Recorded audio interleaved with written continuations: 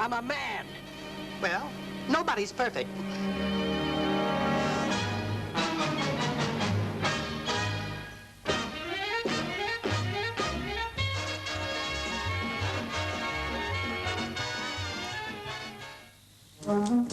A British television premiere for Christmas on BBC Two. Billy Wilder's comedy film Buddy Buddy, starring Jack Lemmon, who's trying to commit suicide, and Walter Matthau, who's trying to kill someone. Sorry, I was throwing up. I have a nervous stomach. They say it's psychosomatic because of my wife. We're separated. 3 months this Thursday. We've been together for 12 years. That long? Let me do the job. You? Yeah, I have nothing to lose. Besides, I owe you one.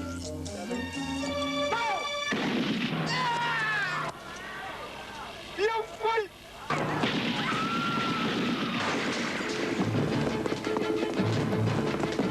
In there, you turkey!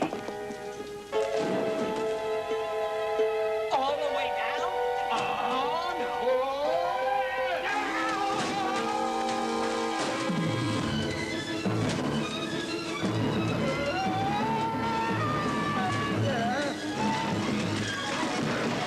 Buddy Buddy, on Monday at 9 o'clock on BBC Two. We made it! Not yet!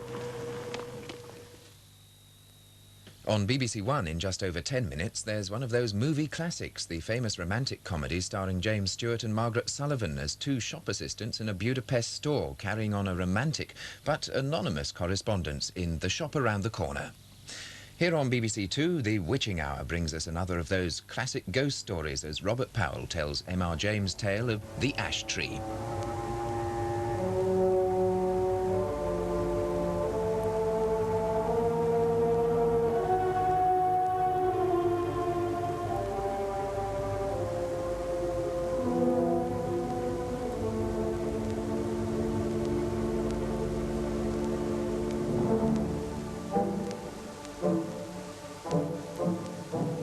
I have to tell you of a curious series of events which happened in Castringham Hall in Suffolk.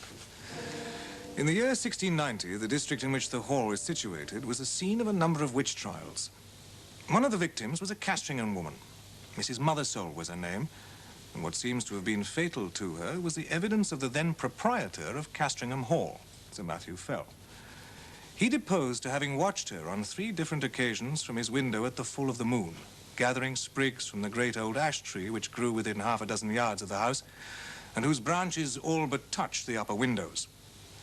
On each occasion, Sir Matthew had done his best to capture the woman, but she had always taken alarm at some accidental noise he'd made, and all he could see when he got down to the garden was a hare running across the park in the direction of the village.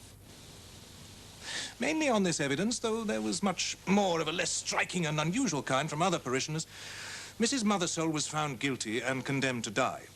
She was hanged a week after the trial with 5 or 6 more unhappy creatures at Bury St. Edmunds. The other victims were apathetic or broken down with misery. But Mrs. Mothersole was, as in life, so in death, of a very different temper.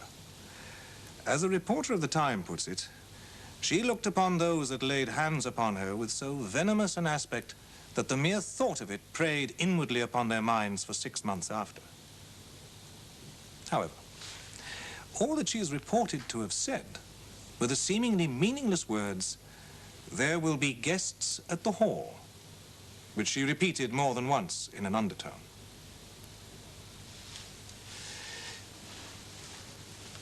A few months after the execution, when the moon of May was at the full, Sir Matthew and the vicar, Mr. Crome, were taking an evening stroll in sight of the ash tree, which I described as growing near the windows of the building, when Sir Matthew stopped and said, "What is it that runs up and down the stem of the ash?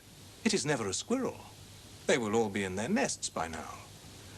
The vicar looked and saw the moving creature, and he could have sworn, he said, that, squirrel or not, it had more than 4 legs.